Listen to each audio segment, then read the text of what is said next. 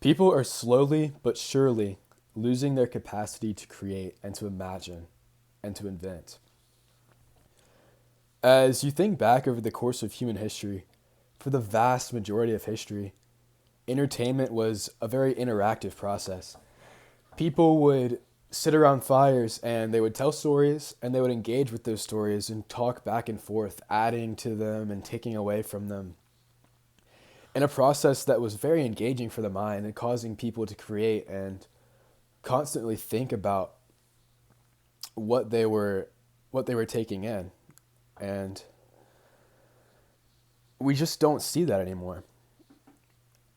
Throughout history, as we begin to move away from this sitting around the fire telling stories, and we began to move into the printed era, we started to be much more solitary in our entertainment and just start reading books. And I think books are incredibly valuable. And reading, I would argue, is still a creative process because when you're reading a story, you're creating these characters in your mind and you're adding aspects to them that aren't necessarily just seen in the book, and you're having to imagine this whole world. But when you get into the type of entertainment that we have today, primarily all electronic, like TV, from TV, you're still getting a story.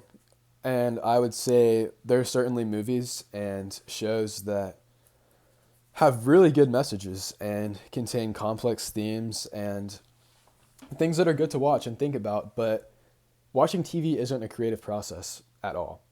You're just absorbing the material that someone else has already created and has already put all the themes in place. There's nothing more that you can add to a TV show.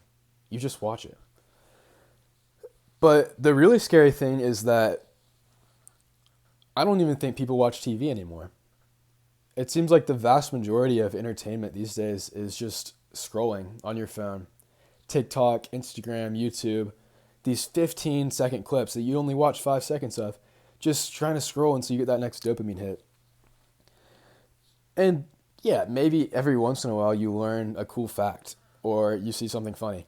But I don't think the trade-off is worth it at all.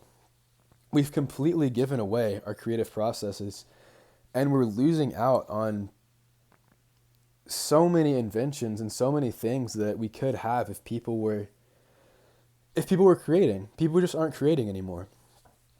And without getting into the neuroscience of why scrolling's harmful for attention span or anything, you can say this without any sort of data. If you're spending that time scrolling, you're not creating and you're not consuming a story. You're just training your brain to not be able to handle boredom. And boredom is where creation happens. That's where you begin to think deeply about something and come up with new ideas. So, if there's any takeaway from all of this, it's read more, scroll less, and create.